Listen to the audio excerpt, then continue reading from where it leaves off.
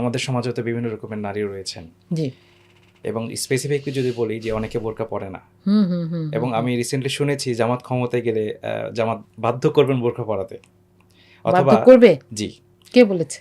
অনেকেই হয়তো বলছেন আর কি, যারা আচ্ছা। জামাতকে পছন্দ করেন এরকম হতে পারে। তো তাদের ক্ষেত্রে আপনাদের বক্তব্য কি থাকবে, যে জামাতকে আসলে ক্ষমতায় গেলে বোরকা পরাতে বাধ্য করবে কিনা? এবং সেক্ষেত্রে দেখা যায় আমাদের সমাজে তো মডেল রয়েছে, সিনেমার নায়িকারা রয়েছেন, তাদের ক্ষেত্রে জামাতের মানে কি ধরনের রোল প্লে করবেন আসলে? আচ্ছা, আমি প্রশ্নটাকে দুইটা ভাগ করি। প্রথম কথা হচ্ছে নারীর পোশাক। নারীর পোশাক কি কখনো প্রশাসন নির্ধারিত করে দিতে পারে কিনা? জবাবটা হচ্ছে না, পারে না। আমরা যদি ইসলামের ইতিহাসের দিকে তাকাই, ইসলামের ইতিহাসেও আপনি কোথাও দেখবেন না যে একটা কমন ড্রেস কোড বলা হয়েছে যে এটা সবাই করতে হবে। হ্যাঁ, অনুপ্রাণিত করা হয়েছে, পরিবেশ তৈরি করা হয়েছে। হ্যাঁ, এবং যে নারী বাছাই করেছেন তিনি পড়েছেন, যে নারী বাছাই করেন নাই তিনি পড়েন নাই। আমি আপনাকে মদিনার একটা ঘটনা বলি। রাসূল সাল্লাল্লাহু আলাইহি ওয়াসাল্লাম একটা অভিযান থেকে ফিরেছেন। তো উনার উটে আরেকজন বসা, আরেকজন সাহাবী বসা। তো একটা মহিলা হেঁটে যাচ্ছেন। তো ওই সাহাবী মহিলার দিকে তাকাচ্ছেন। আল্লাহ রাসূল সাল্লাল্লাহু আলাইহি ওয়াসাল্লাম তার মুখটা ঘুরিয়ে দিয়েছেন। আবার তাকাচ্ছেন, তার মুখটা ঘুরিয়ে দিয়েছেন। আপনি বলেন একজন লিডার এইটুকু করতে পারেন?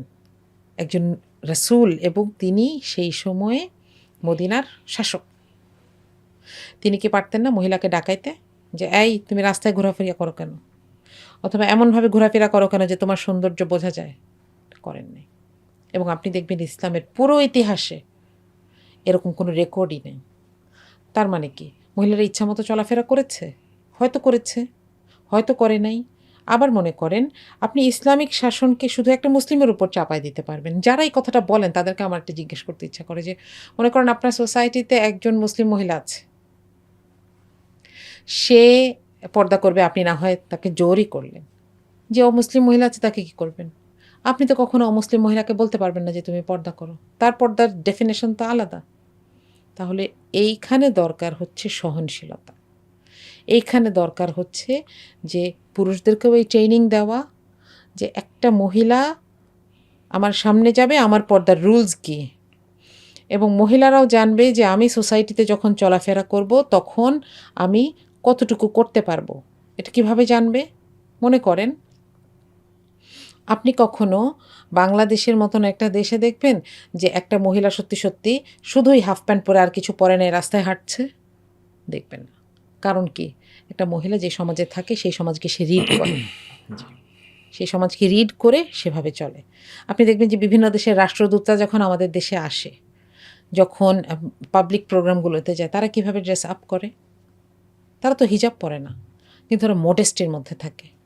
তো আমরা তো এক্সপেক্ট করতেই পারি যে একটা মহিলা মডেস্টলি চলাফেরা করবেন। এমনকি কেউ যদি নাও করেন, একটা ইসলামী প্রশাসন কখনো তাকে এটাতে বাধ্য করবে না, হয়তো রিমাইন্ডার দিবে। তারপর আপনারা নারীদেরকে নিয়ে অনেক কথাগুলো বলেন, জি।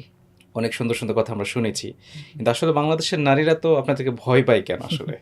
আমি আপনাকে এটা শুরুতে বলছিলাম যে একটা ঘর যখন অন্ধকার থাকবে তখন এখানে আপনি ইচ্ছে করে আলো দেন নাই, তখন কারণ আপনি চাচ্ছেন আপনার মানুষ এটাকে ভয় পাক।